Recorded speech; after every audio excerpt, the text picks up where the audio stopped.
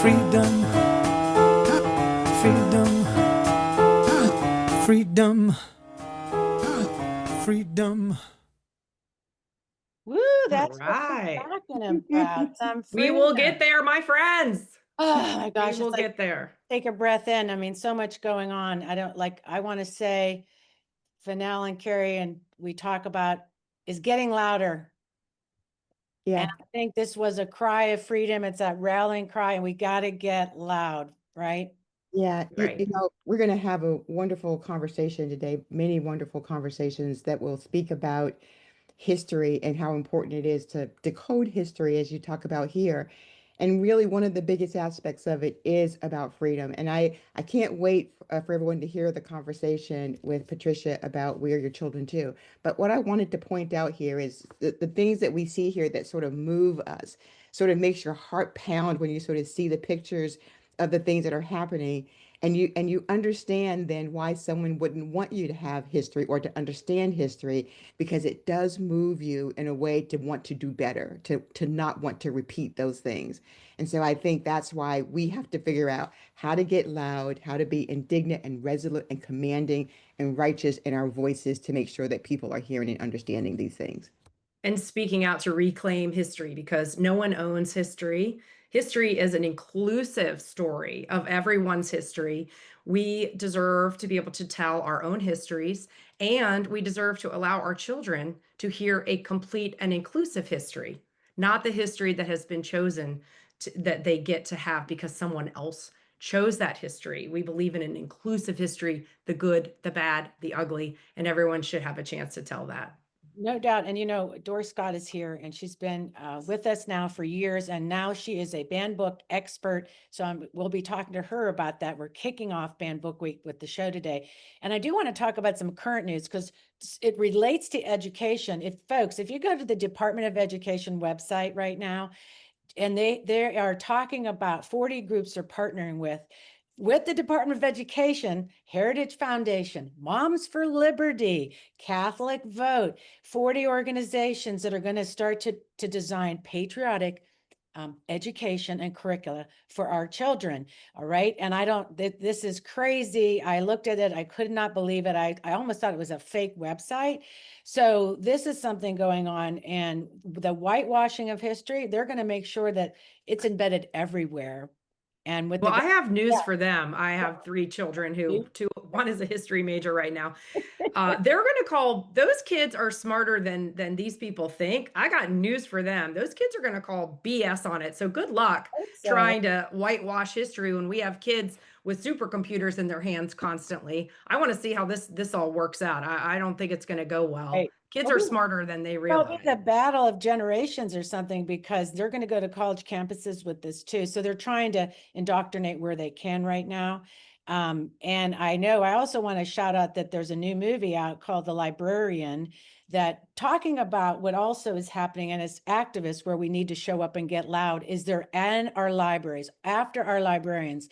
This movie will be eye-opening about what people are struggling under. So I don't know any more comments about that, but it just drives me crazy. Well, I tell you, I mean, again, just channeling my momhood, I couldn't have raised my children without the library and Thank PBS you. Kids. Thank you. They're all under attack. So Yeah. yes. Yeah, Yes. one thing that I'd like to point out about the importance of libraries, the importance of books, the importance of all of these things is that I always use Oprah as an example, and Maya Angelou is also one of the best examples of women who became who they are because of books. Where they were from, they didn't have access to a whole lot of different cultural things or ideas, but they came to them through books. And so that is why it is so important that we make sure that our kids and grandkids and nieces and nephews have access to these things no matter where they are, so that they are expanded and they become aware of what's possible for them, and they become critical thinkers.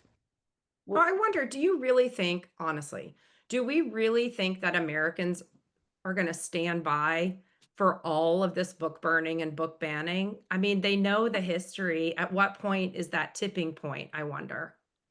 That will be interesting because I know we're definitely, 390 million more people have to figure out how they're going to live right now under this regime. And so I'm thinking people are waking up. We see that the mass is kind of awakening. I could tell I was on the bridge yesterday doing the visibility bridge thing. We go out there and have big letters across and messages to thousands of cars, and people were beeping like crazy. Once in a while you get the little, hey, you, and you're like, thank you.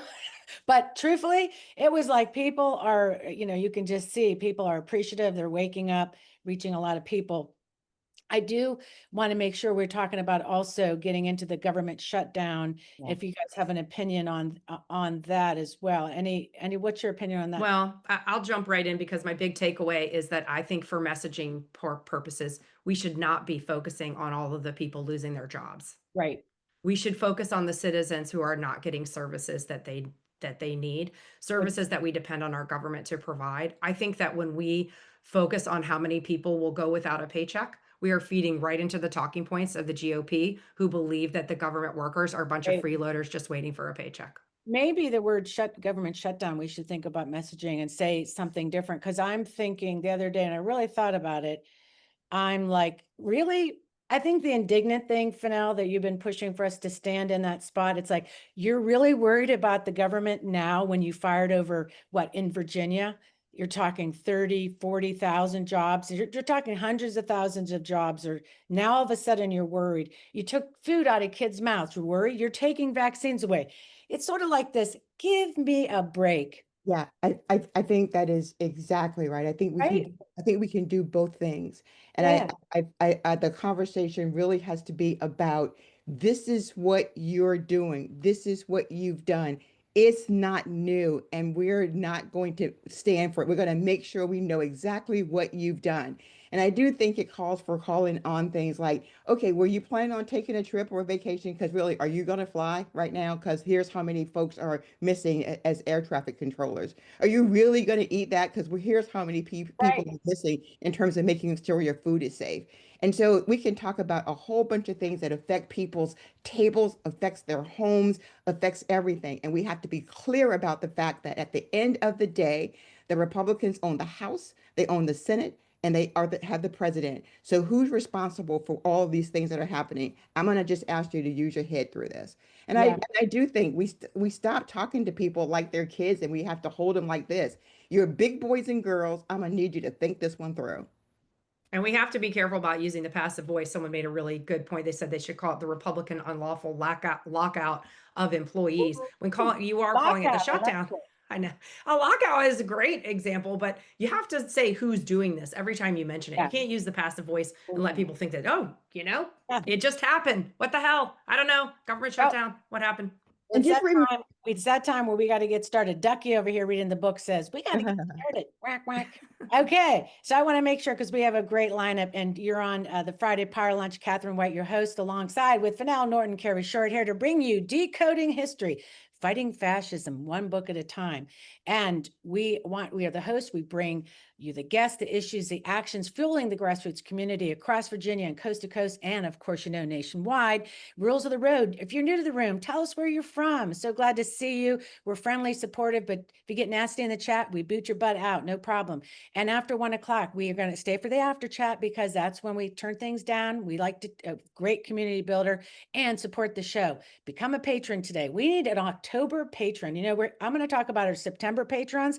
Thank you to Wendy Whitcomb and Kate Mattis. They are our backers, and our believer, Anne Marie. I think she was in the room today too. Anne Marie Cormachi. Hopefully I said that name right. And Badass Swing Blue Alliance, our September patrons, and they're in the room, I hope. And so thank you, thank you, thank you. And remember to follow us on Substack. And also the publication is free. No problem. And we love our membership, though. That helps us turn the lights on. So we keep our paid stuff at Patreon. And so I want to make sure we get to our guests. We are kicking off Banned Book Week. Dorri Scott is here. She's awesome. She's our banned book expert. She's going to talk about also starting a book club and being in charge of that under her guidance on the Friday Power Lunch. She's an educator, a storyteller, a scholar. And then also new to the room, welcome author Patty Pearson O'Connell. Give a wave, Patty. She was a former teacher of history, and now she writes novels, and you may have heard of Fly Girls. Well, she's here to talk about her newest book, and we are so excited to unpack that today with her. And we have the Fredericksburg Power Pack with us. So excited. They're in the room. Josh Cole, Nicole Cole, Sarah Radcliffe, and we also have Stacy Carroll. And from the Suffolk Power Pack, Karen Casey Carnegie. Welcome, welcome, welcome. All right. I also want to do one quick shout out in the after chat today. We will have Hannah here from Clean Virginia because they're going to talk about their clean energy tour. We're partnering with them on October 15th, and Manassas is their first kickoff. So she's going to be in the after chat, and they'll be on next week talking about data centers too. But just so you know, that's really important. And I had one more thing. October 18th, talk about your No Kings in the chat. We want to know what's going on with that. And yeah, I think the Fearless 4 phone banks will be up and some other great actions we're going to be putting in the chat to make calls for that. So for now, it's going to be over to you, and I'm looking forward to talk about the book. Very exciting. I am very excited to talk about the book too. So, Patty, bring Patty. Bring Patty up. There we go. A lot of work for our back crew up there. Thank you to the crew up above. All right, go ahead. Hi, Patty. I'm so happy to get a chance to talk to you again. You've done books before, and I'll let you Yes. sort of take a minute and talk about yourself so folks can be grounded about who you are, talk about the first books, and then we're going to get into We Are Your Children too. Sure. Well, I am a former retired history teacher, Fairfax County Public Schools for many, many years. And then I wrote history curriculum and materials in the private sector for a number of years. But I always wanted to write. And so I went back and got an MFA in writing for young people. And lo and behold, it worked. And so I write for young people, and I write nonfiction. And so the first book was Fly Girls, which is, oh, it's got my blur there. Fly Girls, which is about the women who flew military planes in the US during World War II. And then Fighting for the Forest is about the Civilian Conservation Corps during the Great Depression. And then Conspiracy is about Watergate. And then the most recent one out there, I have one coming out in March, but the most recent one out there, which I just dropped, there it is. We Are Your Children too. And so that's the one we're talking about today. And it's about the school closings, the school strike, and then school closings in Prince Edward County, Virginia. So that's where we'll start. And I don't know how many people are familiar with that story, which is really wonderful and interesting because it really was part of Brown versus the Board of Education. So why don't we start there? And we opened the show with the song, and Barbara Johns was actually featured there. Her sister was actually featured there. Yes. So why don't you take a few minutes and sort of talk about how you came to this story and why it was so important Sure. to write it? Yeah, and that was a beautiful opening, absolutely beautifully put together. So Barbara Johns was the oldest of 5 children in Farmville, Virginia. And so that's where Longwood University and Hampton-Sydney College are, and the Greenfront Furniture Store, I think it's their main claim to fame.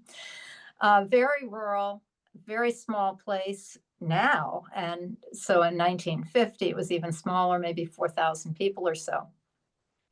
And of course, at that time, all the schools in the South were segregated, and Prince Edward County was no exception.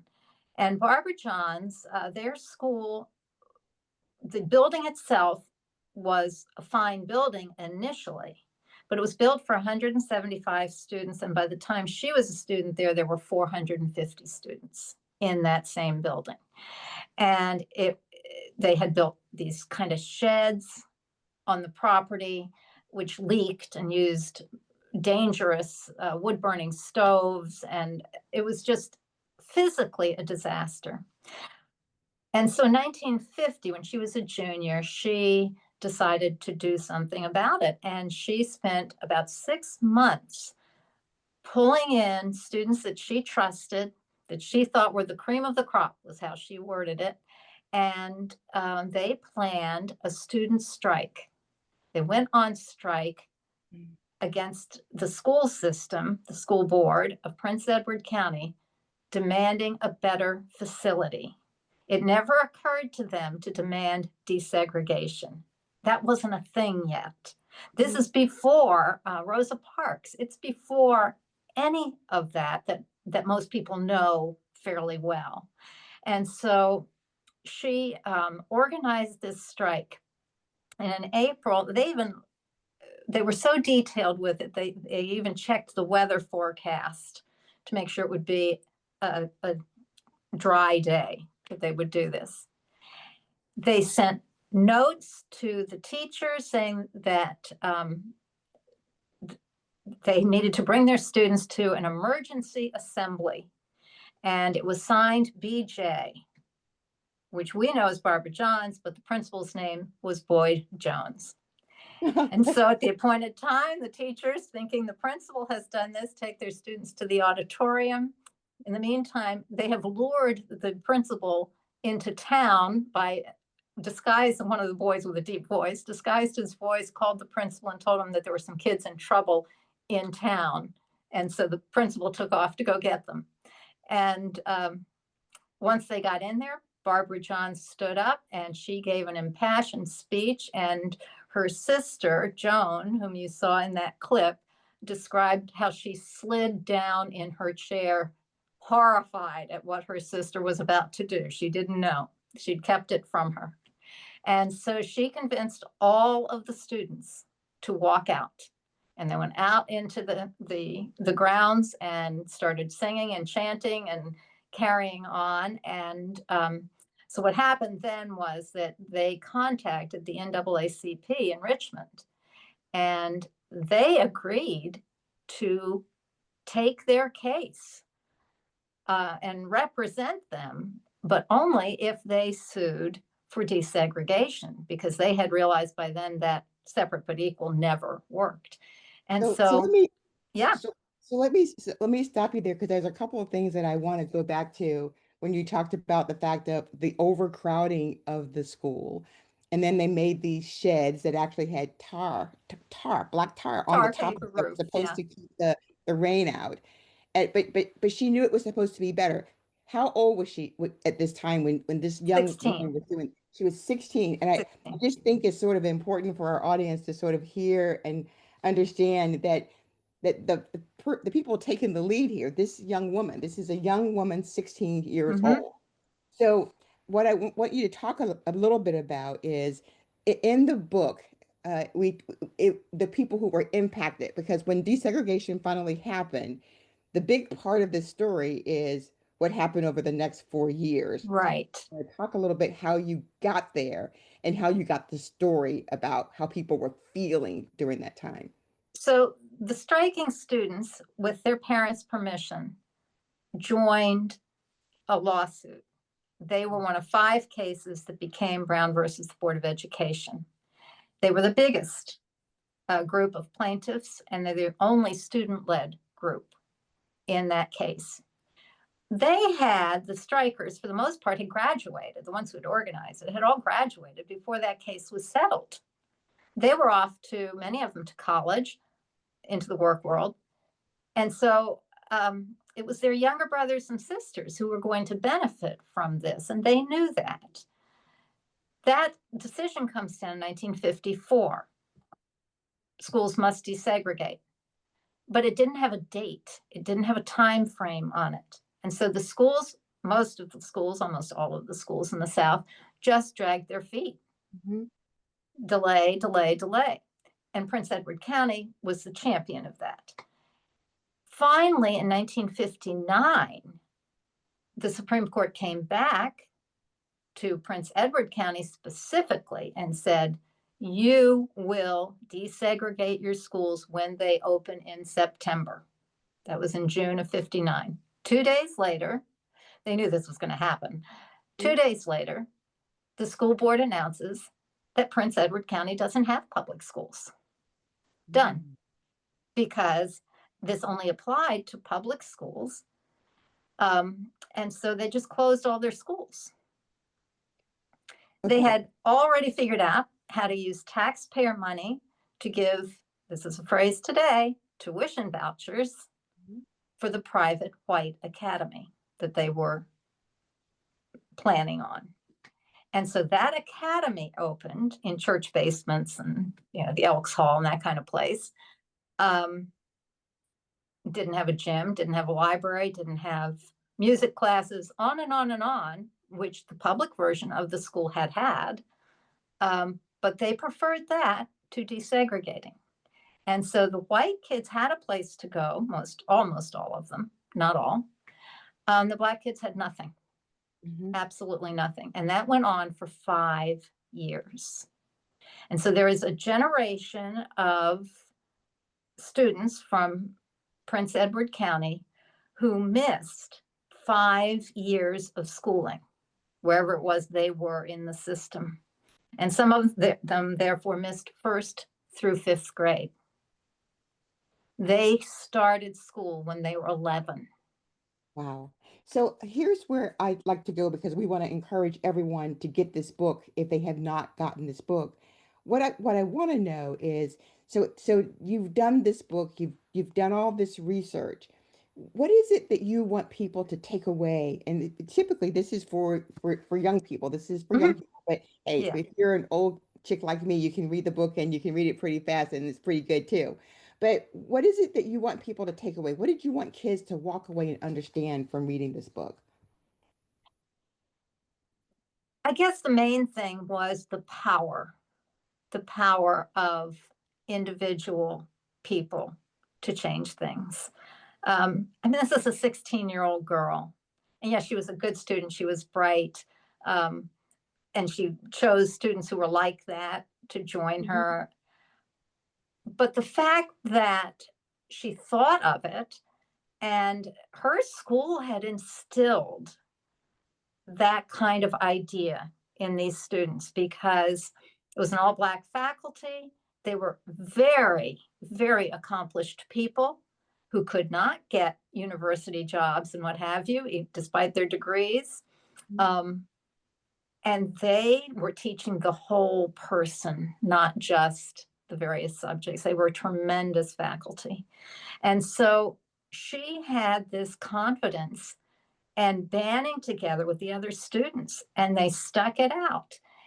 And then when the schools closed, the efforts on the part of the parents and the minister there, the pastor of the First Baptist Church there, and a variety of other people to find a way to educate these students was just heartrending.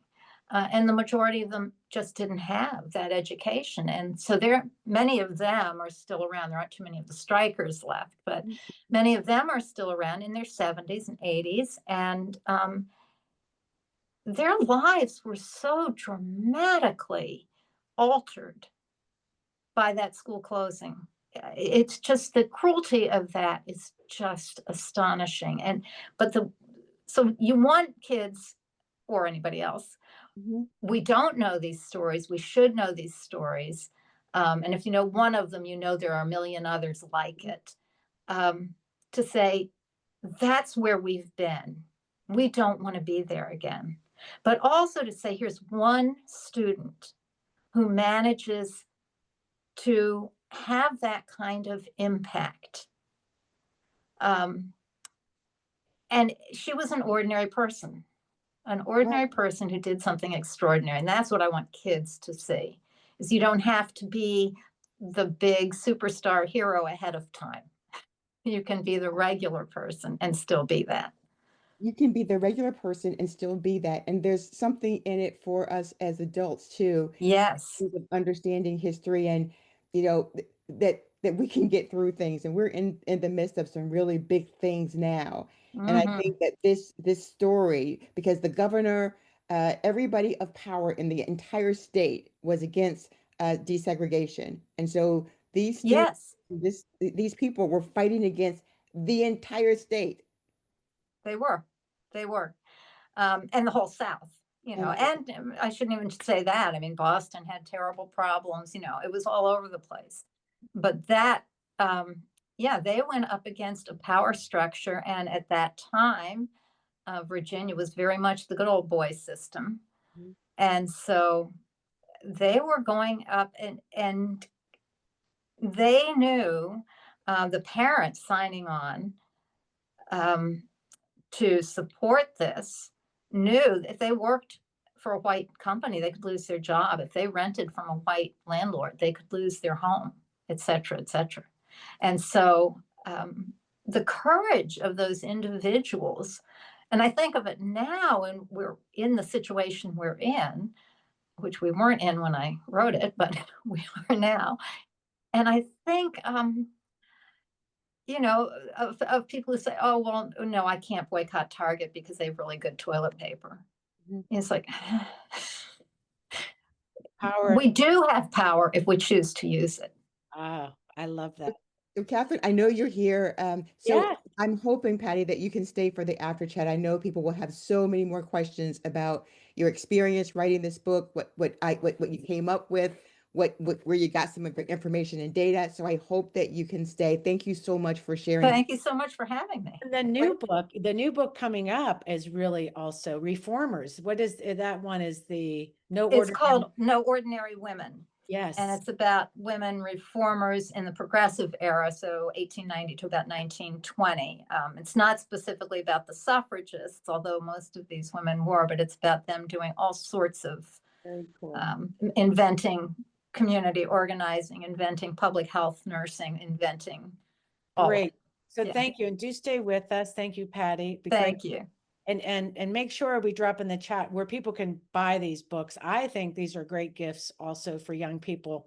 And I'm so grateful they're in school. And like you said, who doesn't love an abridged, easy version of to read? And I love the story, and just and going back and looking at it all is incredible. It's a great segue to Dorri. So Yes. I'm so grateful we have her here, and like to bring up Dorri Scott, a friend of the show, and also the Women's Summit, our poet laureate, and also, may I call you Dr. Dorri Scott? Doctor, yes, that's good. I love it. You'll be How big. are you? Everybody in the room, double, triple snaps for Dorri.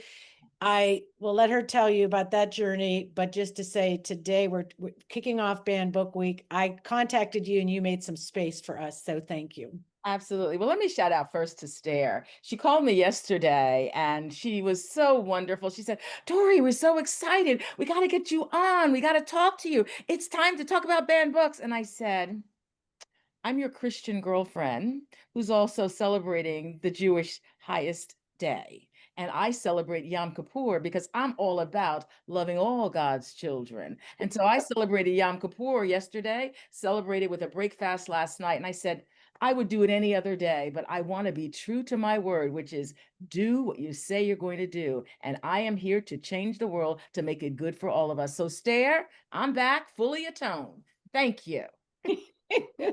Well, I'm glad because when you listen to Patty, an author writing for young people specifically, that's her lane.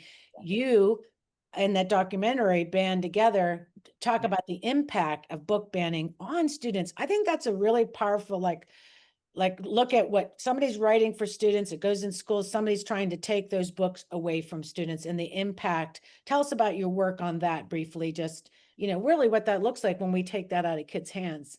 Well, if you'd like to learn a little bit about some of the research that I've done, go to Apple Plus, and there's a wonderful award-winning documentary. And that documentary talks about the impact of students who got involved with banning books. It's called Banned Together. A lot of my research was worked on that particular work. And the three women that are in there are three young, dynamic women who were in high school, now all in college, who went to Charleston, South Carolina, and said, we're going to ban books. But like in the words of Dr. Maya Angelou, when we know better, we do better. And what those women did was they started doing better. Now, how did I get involved in this? I'm a daughter of two who didn't graduate college. My father didn't even graduate high school. But what they put in our home was a book to read, to be better, to learn more, to give back in ways that I thought I could never be. So as I sit here on the shoulders of all of you who read books, I'm telling you, read the banned book. And the reason we want to read the banned book is because the #1 book that is banned, we've all read it. Remember this? 84. Yeah. #1 book that is banned. Isn't that something? I mean, yeah, right?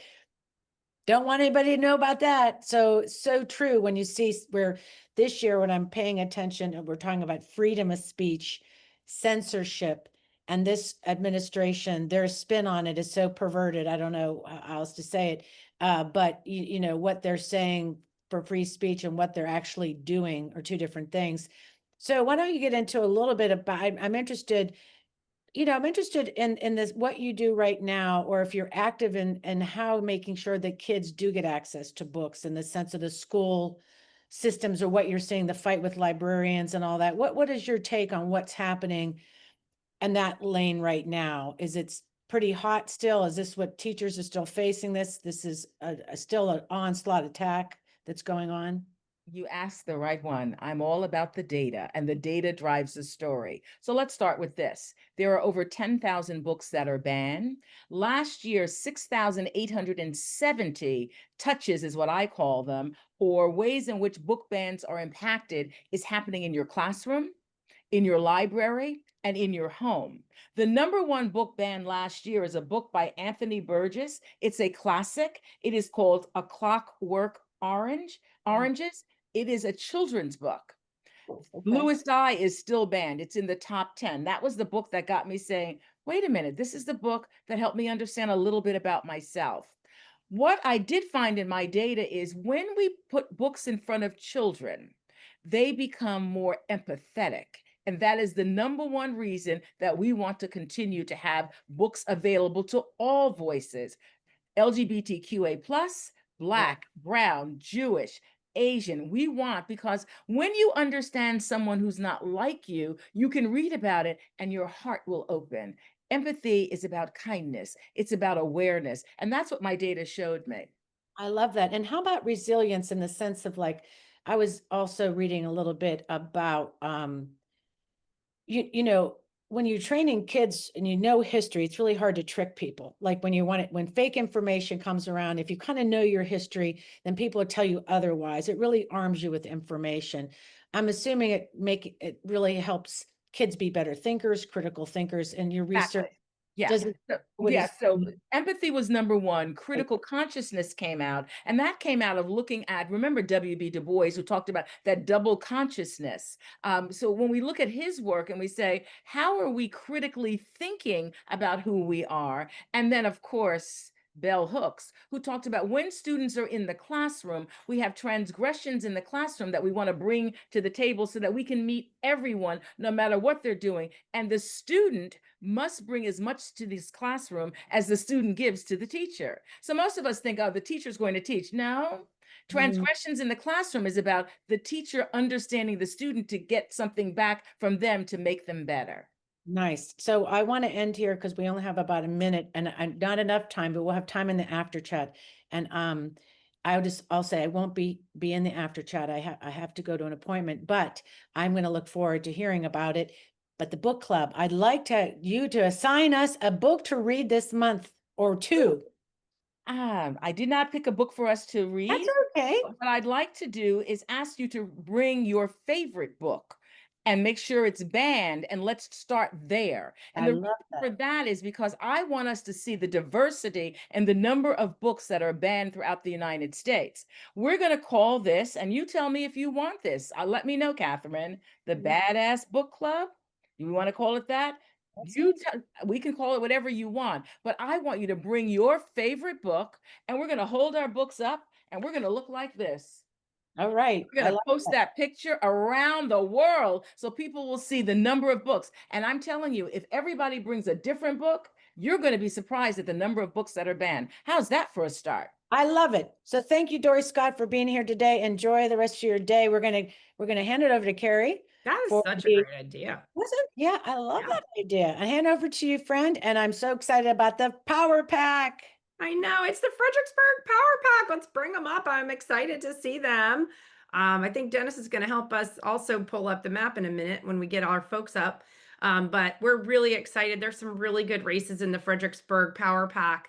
And of course, our good friend Casey Carnegie is going to join us today from the Suffolk Power Pack. She couldn't make it when her buds were on, so we brought her back for today. So hey, Nicole, we got you on. Excited to see you. So we've got this Fredericksburg Power Pack. So they are entirely within CD7. So that brings a really important aspect to the race, just like we can all relate to those really important House districts that are also within important congressional districts. So real quick, though, we're going to see what the map looks like. So Dennis is going to just bring it up. This saves you guys a lot of trouble of trying to explain exactly where your district is. Oh, look, there's the October Weekend of Action ad for everyone coming down to Hampton Roads to Canada. So this is virginiagrassroots.org homepage. If you want to find the power packs, they're this front top button. Here's our map where the power packs are.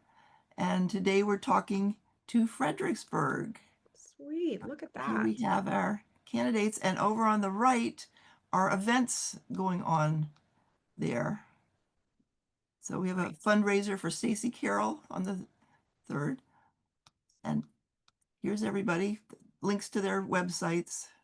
And kind of the color coding based on counties. leaning, and Yep. It's great. So, yeah, it's always great, for us to bring this up just to kind of walk people through finding the power packs and also those special events, because it really tells you different ways you can support the candidates. And one of them is showing up at their public events to be friendly faces in the crowd. All right, well, let's get to it because we don't have too much time. But first, I wanted to bring up, we have the delegate Josh Cole is with us. Hello. Raising your hand. Yep, there you are. And then you are in District 65. So I just kind of want to bring you up, and then I'll give you the honor of having the last word like I did last week. So we've got a hot minute for each person to kind of give us an understanding of your race and what's going on, what's so important about your race this year. Awesome. Well, I appreciate it. Thank you so much, Carrie. And thank you to everyone who is on. It's been a long journey for all of us, right? Many of you have been supporting me since 2017.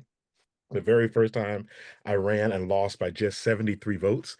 And so here we are now, where we have done the hard work in our district, and our district is now a blue district. But it is not deep blue like Northern Virginia. It's not deep blue like Hampton. We are very, very light blue.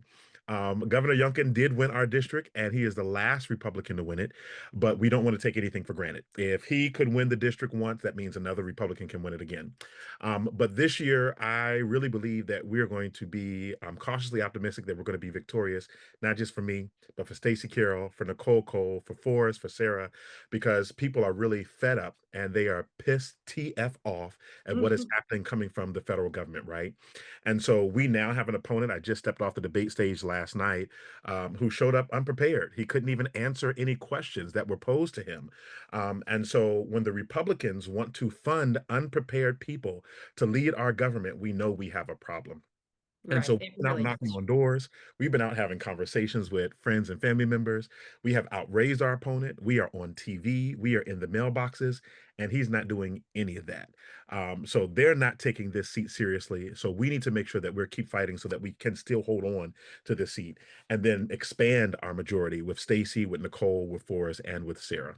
That is really encouraging. I know your race, I was surprised as close as it is, it does lean blue, but it is still listed as competitive. So I was really surprised to see that. All right, I want to bring up Sarah Radcliffe from 62. Sarah, give us just a little brief idea of what your district's like and why you're running. Yeah, thanks. I'm so happy to be here and be part of this power pack. If you look behind me, this little red heart is right where my district is. If you draw a triangle between Culpeper, Fredericksburg, and Charlottesville, right in the heart of the Piedmont is where the 62 is. I was raised by a single mom who struggled, and we were able to put food on the table and have a roof over our head thanks to support from things like Section 8 and SNAP. With hard work and opportunities, I was able to go from Section 8 to a CEO of a national nonprofit that worked with state policymakers across the country.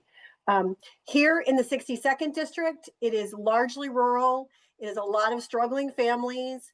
Farmers are really getting hit by the tariffs and other things that are coming down from the federal government.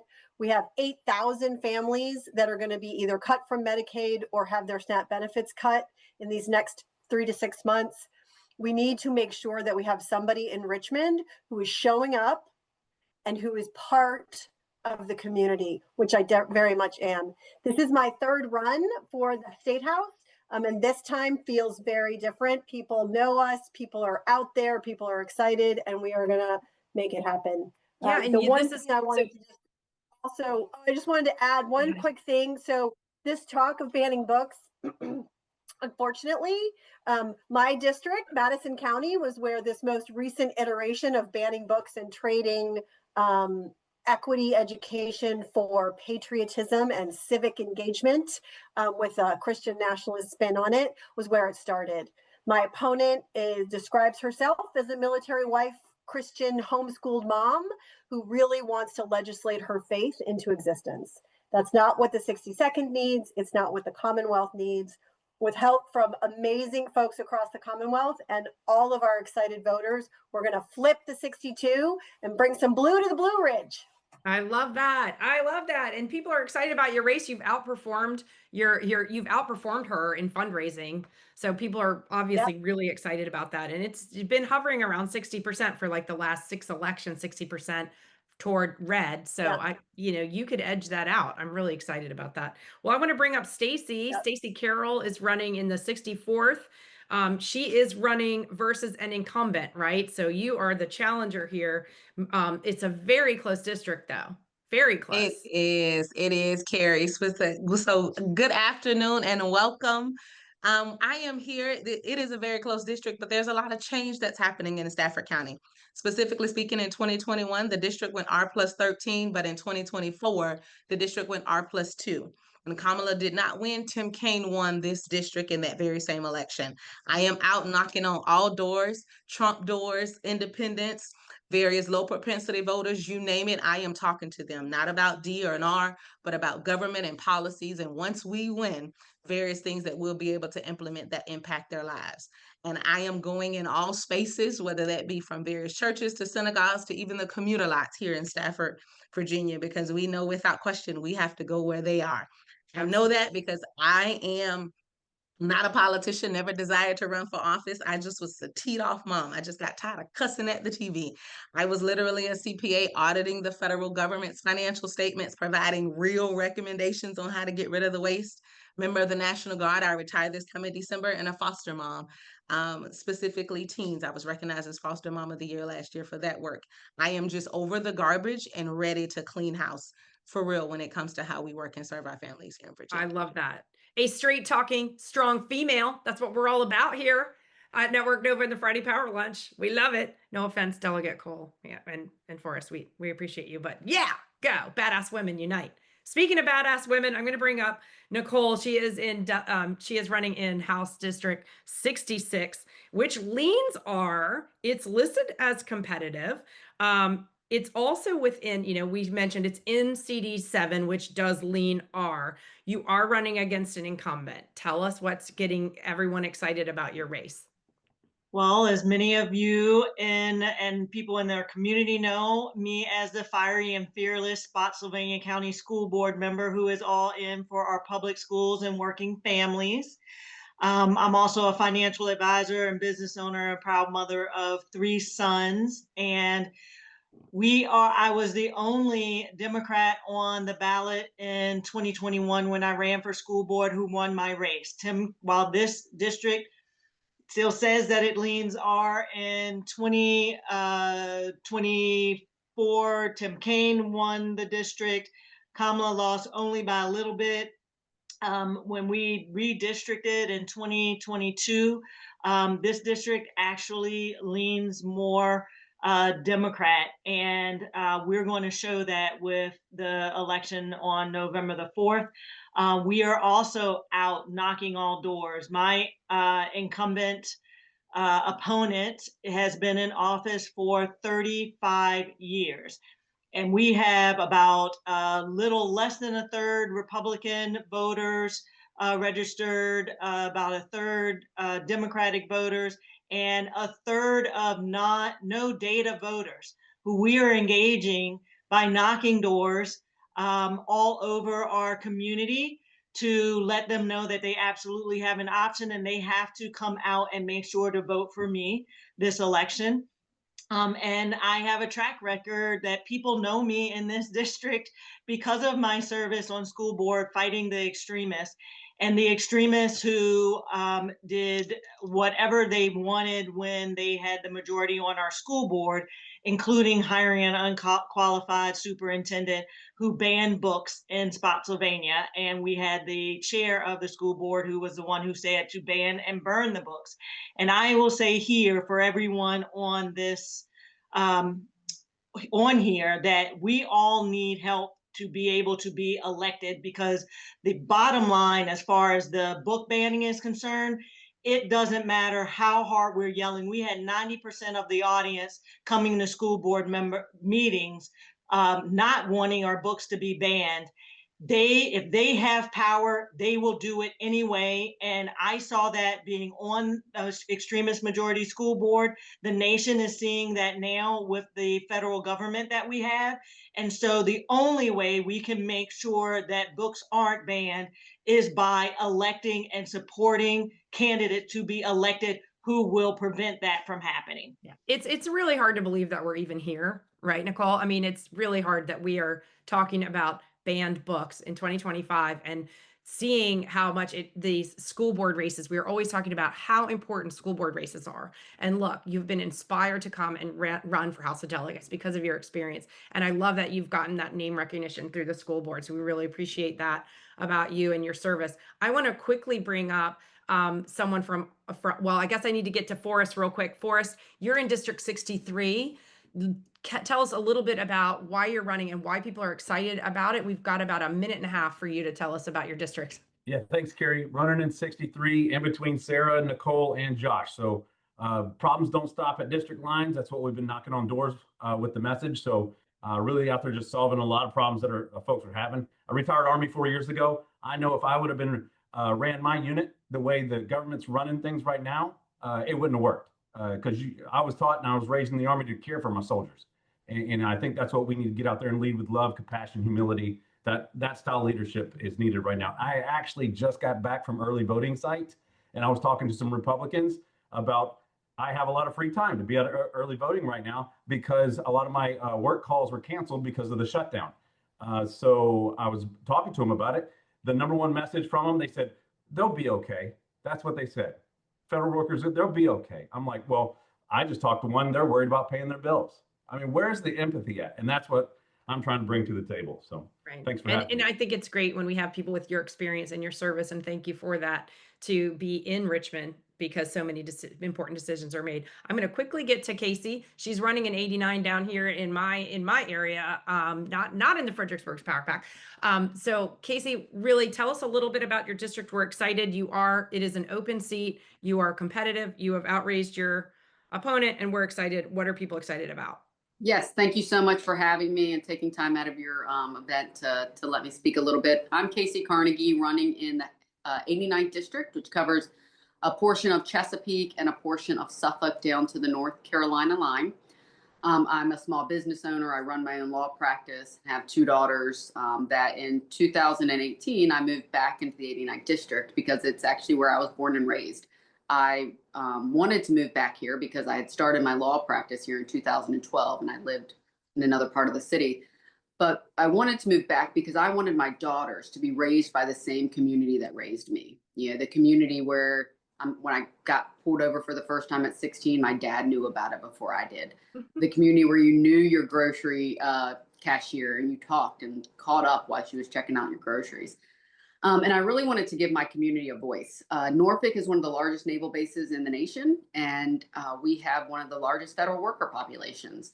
And we're hearing that our constituents are scared. They don't know if they're going to go to work on Monday and have a job.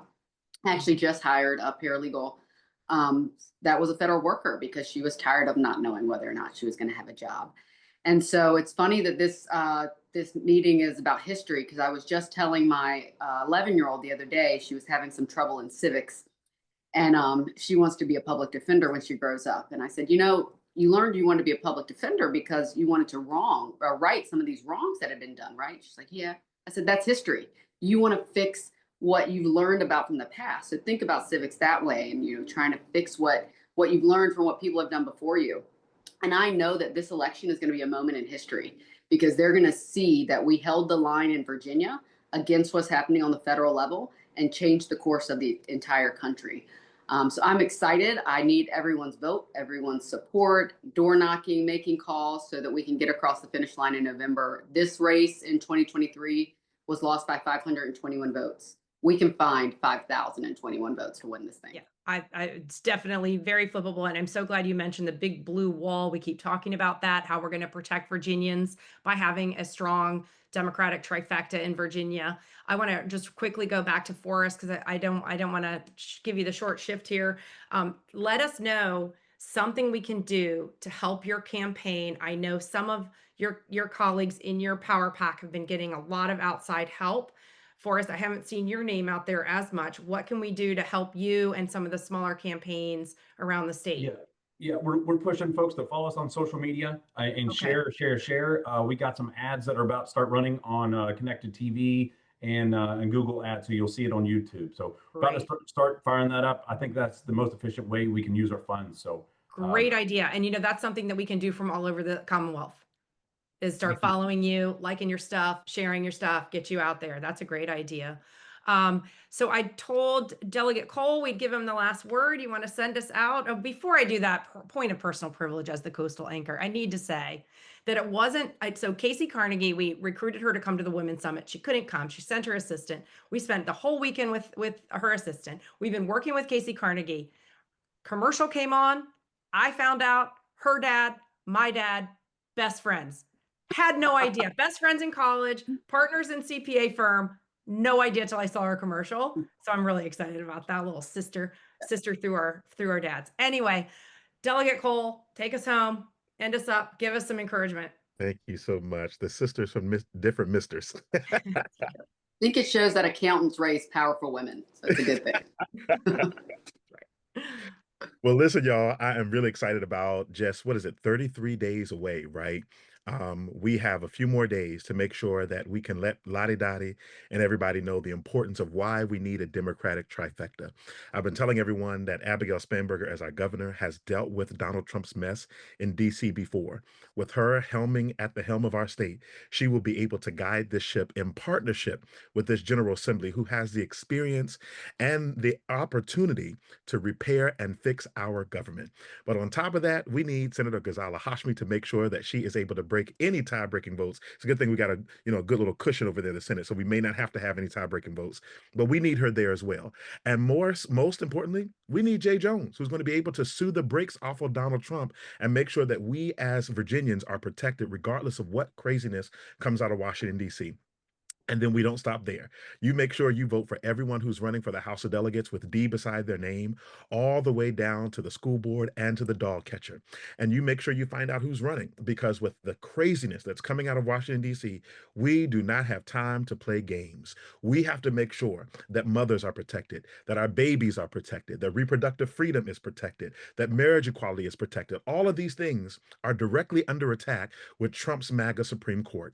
And so it requires each and every one of us to have the conversations with our friends and family members over the next couple of weeks to say, don't sit this one out. I'm not asking you to the polls. I'm dragging you to the polls. Don't meet me there, beat me there. Show up, show out, and listen, I'm a little hood on the inside too. In the early 2000s, there was a rapper by the name of Bone Crusher who came out with a song that said, "We ain't never scared." So when we show up to these polls, when we invite people to turn in their absentee ballots, we ain't never scared about this Trump administration. We're going to show out, we're going to vote, we're going to protect our rights, and we're going to make sure that Lottie Dottie and everybody is protected. My name is Joshua Cole. I'm the delegate for the 65th District, and I can't wait to see y'all in January at Her Excellency's inauguration and our swearing in when we all become delegates and reelected again. God bless y'all. Let's go fight and win. Thank you, Delegate. What a way to end. I love that. Carrie, that's what I call a righteous indignation, which is what I'm talking about.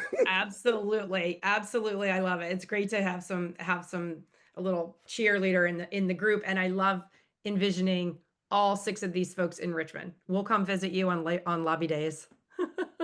We'll all be up there for lobby days. We promise. Fantastic. All right, Fennell, it's just you and me, hon.